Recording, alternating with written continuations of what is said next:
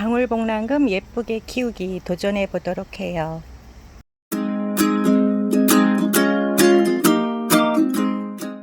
가을 햇살이 싱그럽게 맑은 아침입니다.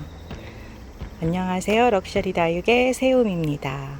오늘은 지난번 저희 행사로 구입하셨던 방울복랑금 많은 분들이 받으시고 처음인데 어떻게 키울까요? 라고는 질문들을 많이 주셨어요. 그래서 오늘은 그거에 대한 답변 영상으로 방울복랑금 잘 키우기 부터 다육이 잘 키울 수 있는 여러 가지 팁들을 준비해서 한꺼번에 영상으로 보내드리도록 할게요. 방울방울 예쁘게 땡글땡글 달려있는 방울복랑금들을 보면 나도 한번 키우고 싶다라는 생각이 들 때가 많은데요. 예전에는 가격대가 이 정도라면은 거의 150에서 200 정도 그렇게 하던 때가 있었기 때문에 감히 엄두도 못 내고 그냥 쳐다보기만 했었는데, 요즘은 이제 착한 가격으로 만나실 수 있는 거기 때문에 이런 아이들 나도 한번 예쁘게 키워보고 싶다. 그래서 방울복랑금을 주문해서 받았는데 갑자기 이걸 어떻게 해야 되나 고민되시죠? 지금부터 세세하게 안내해 드리도록 하겠습니다. 자, 다육이마다 여러 가지 특성들이 있어요. 그 중에서 방울복랑금은 어떤 특성을 가지고 있는지 그 특성을 이해한다면 키우시기가 훨씬 더 수월하게 접근이 될 수 있으실 거예요. 요 세 아이를 보시면 가장자리 이 아이는 좀 녹이 강하고요. 여기는 금이 강하고요.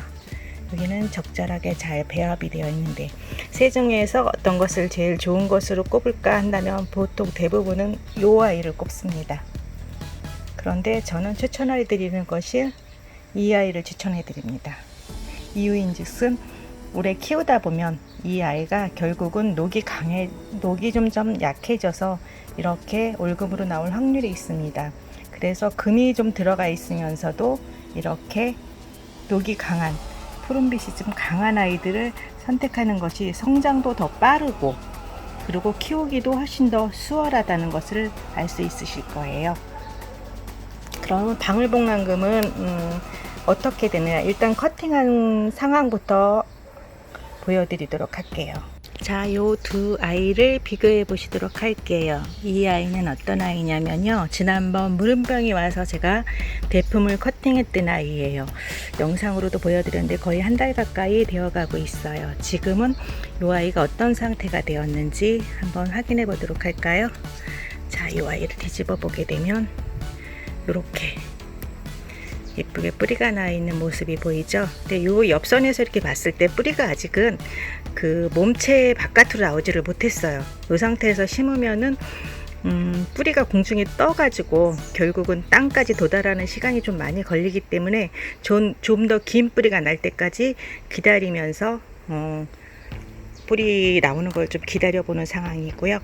또 이 아이는 거의 비슷한 시기에 커팅을 했는데, 밭에서 올라온 아이를 비슷한 시기에 커팅을 했는데 세력이 더 좋았나 봐요. 이 아이는 엄청나게 뿌리가 나왔습니다. 보시면 놀라실 만큼 나왔죠. 이 정도라면 안 심어준 게 미안한 만큼이죠. 거의 운동화를 빠는 빨래 솔만큼 진짜 뿌리가 많이 나왔는데요. 청소를 해도 될 만큼 이렇게 뿌리가 나왔습니다. 이 아이는 오늘 이제 심어야 될 것 같아요. 그래서 심어주기로 하고요. 그럼 방울복랑금도 커팅을 하면 그렇게 뿌리가 나올까? 방울복랑 커팅은 어떻게 할까? 그것부터 또 안내하도록 할게요. 자, 여기는 방울복랑금을 커팅해 놓은 아이들입니다. 이렇게 보시면 커팅이 되어 있고요. 저희가 이제 삽목판에다 이렇게 꽂아 놓았는데요. 방울복랑금들을 커팅을 해서 그냥 공중에 놔놓게 되면 머리가 이렇게 눌려요. 그래서 아이들 수영이 삐뚤어지게 되기 때문에 눌리는 것을 방지하기 위해서 이런 펄라이트나 아니면은 이런 S라이트 같은 거 작은 서립에다가 이 아이들을 꽂아 놓습니다. 보시면 이렇게 커팅이 된 상태예요. 그대로 놔두면은 뿌리가 안 나오고요. 이 상태에서 이제 한동안 놔두게 되면은 이 아이들은 뿌리를 내리게 됩니다. 수영이 망가지지 않도록 이렇게 커팅을 한 후에 S라이트에다가 아니면은 일반 상토에다가 이렇게 살짝 얹어 놓으시면 됩니다. 그래서 이 아이는 공중에 그냥 두지 마시고요. 또 이렇게 꺼내 가지고 이런 식으로 아무데나 이렇게 땅에 일부러 이렇게 놓게 되면 그거에 따라서 수영이 바뀌기 때문에 바뀌는 수영을 방지하기 위해서 삐딱해지면 다시 제자리를 찾는 데가 좀 시간이 걸리잖아요. 하루 정도 말렸다가 바로 여기다가 꽂아 놓아요. 예를 들어서 이런 아이들 보면은 한쪽으로 여기가 이렇게 기울었죠. 이것도 이제 꺼내자마자 이런 식으로 하루 정도 두는 사이에 벌써 한쪽으로 기울은 모습이고요. 그래서 바로 방울복랑금은 이렇게 밑에다가 S라이트를 깔아주게 됩니다. 그러나 이제 일반 창을 커팅했을 때 모습이에요. 요거는 퀸즈 마리아 금인데요. 퀸즈 마리아 금 굉장히 예쁘죠? 많죠? 요 퀸즈 마리아 금은 커팅을 해서 약을 바르고 난 다음에 이렇게 그대로 그냥 아무것도 없는 데다 이 상태로 놔두게 되면 이 아이가 열흘에서 보름 많이 가면은 20일 이상이 지나게 되면 뿌리가 나오게 돼요. 그때 가서 심어주시면 되는 겁니다. 그때 가서 심어주시면 되고요. 방울복랑금은 아까 그런 식으로 S라이트 등에다가 심어주시면 되고요. 이 아이도 창을 잘라서 저희가 이제 공중에 놨던 건데 이런 식으로 뿌리가 나오기 시작하죠. 이 상태가 되면은 심어주면 되는 겁니다. 자, 방울복랑금의 커팅 후 모습 한번 잘 기억하시고요. 자, 이제 다음 영상 이어가도록 할게요. 자, 방울복랑금을 받았을 때 어느 분에 심어요? 라는 질문을 많이 하는데요. 이 질문이 꽤 여러 분 하셨어요. 이렇게 풀분에 심으셔도 되고요. 아니면 이런 예쁜 토기분에 심으셔도 돼요. 장단점은 있습니다. 토기분 같은 경우는 통풍이 잘 되고요. 열을 보존을 많이 하기 때문에 한여름 더울 때 여기에다 심었으면 해가 지고 난 후에도 열이 식는 데까지 좀 시간이 많이 걸려요. 그래서 보온이 많이 된다. 통풍도 많이 되는 반면에 보온도 많이 되기 때문에 한여름에는 토분보다는 풀분이 좀 더 유리할 수도 있어요. 풀분 같은 경우에는 해가 떨어지면서 이 플라스틱 자체가 온도를 흡수하고 보존하고 있지 않기 때문에 바로 떨어지죠. 또 겨울에는 또 더 안 좋을 수도 있고요. 통풍은 더 안 될 수도 있고요. 그래서 장단점이 있기 때문에 그 시기마다 적절하게 해주시는 게 좋을 것 같아요. 그래서 방울복랑금 같은 경우는 이런 토분에 심으시는 것도 괜찮고, 그리고 이렇게 풀분에 심으시는 것도 괜찮습니다. 자, 그러면 저희가 이제 분재 배송이 된 거는 좀 더 가지고 계셨다가 분갈이를 좀 선선해지만 할 수도 있지만, 이제 이번에 밭에서 뽑아서 보내드린 아이들 중에서는 이렇게 뿌리째 이렇게 간 아이들이 있어요. 이런 아이들 같은 경우에는 바로 이제 이 아이들을 심어줘야 되는데요. 늘 말씀드리다시피 뿌리를 자르고 심을까요?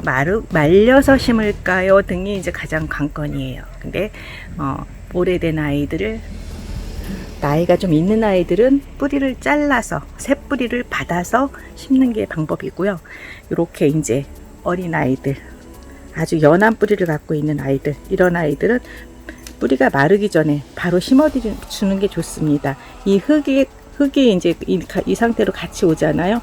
여기서 더 마르기 전에 그냥 바로 심는 것이 좋은 방법일 수도 있어요. 그래서 요거를 심어 보도록 할게요. 일단 이런 화분에다가 토분에다가 이렇게 깔망을 깔고 커라 흙을 집어넣고, 흘립니다. 요즘 줄줄 흘립니다. 흘려놓고, 이제 요 상태는 뿌리가 좀 깊게 있잖아요. 꽂아도 되는 게 아니라 깊게 있기 때문에 이 아이가 들어가서 활동할 수 있는 공간을 좀 열어주고요. 이 아이를 적정한 사이즈로 심어주세요. 이렇게 심어주시면 되고요.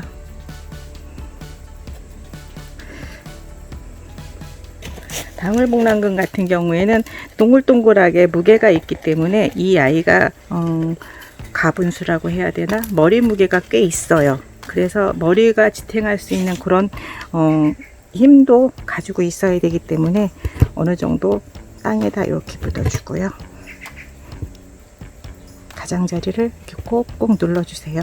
그래서 뿌리가 좀 안정될 수 있게끔 만들어 주시고요. 그 상태에서